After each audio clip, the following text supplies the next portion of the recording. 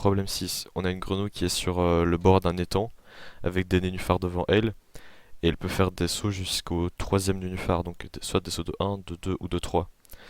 Et on doit, pour le A du coup, compter le nombre de façons avec lesquelles elle peut aller à un nénuphar. Donc là, on a calculé les 5 premiers. Donc par exemple, pour aller au troisième nénuphar, soit elle fait direct un saut de 3, soit 3 sauts de 1, soit un saut de 2 et un saut de 1, soit un saut de 1 et un saut de 2.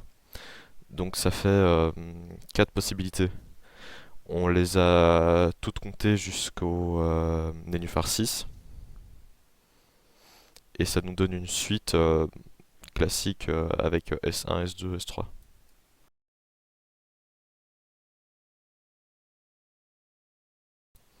Donc maintenant qu'on a les 6 premiers termes, on doit trouver la relation entre ces termes en sachant que c'est ni une suite arithmétique ni une suite géométrique.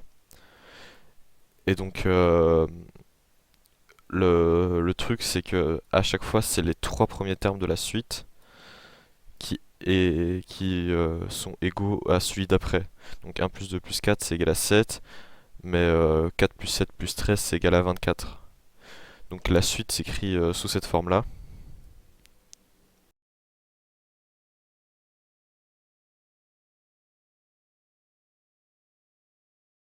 Donc tout ça c'est le A. Donc maintenant le point B.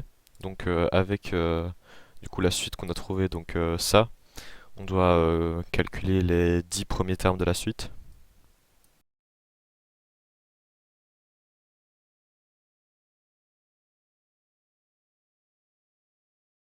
Et ensuite on nous demande si on forçait cette suite à être géométrique, ce serait quoi du coup le Q. Et donc là à chaque fois on a calculé comment passer par exemple de 44 à 80, c'est fois 1,84.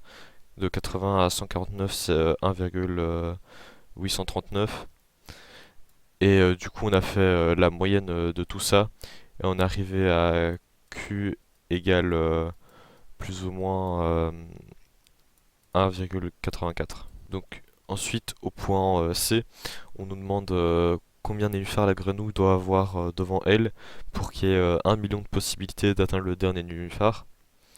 Et donc là, il faut utiliser le Q estimé ici pour résoudre le calcul. Donc ça, c'est un calcul classique avec la formule pour les suites géométriques.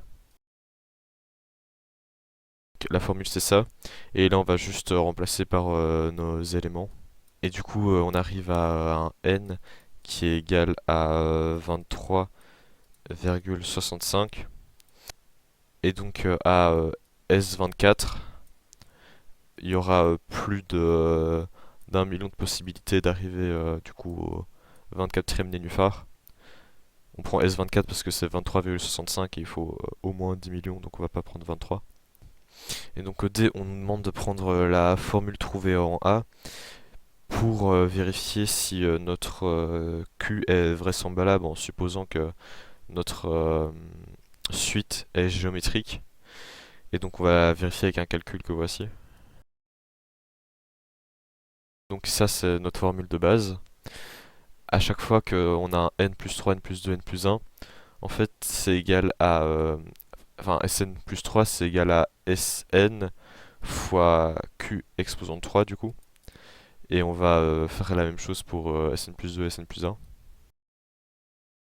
On va mettre tous les Sn du même côté.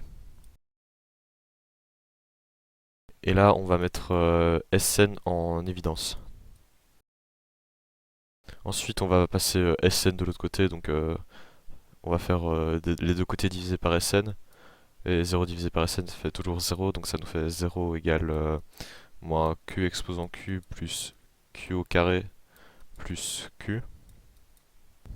Et donc là on a juste une simple équation qu'on peut faire à la calculette avec un inconnu. Et là on trouve que Q égale 1,839. Et 1,839 ça ressemble fortement au Q qu'on avait trouvé ici en faisant plus ou moins la moyenne. On avait trouvé 1,84. Et voilà.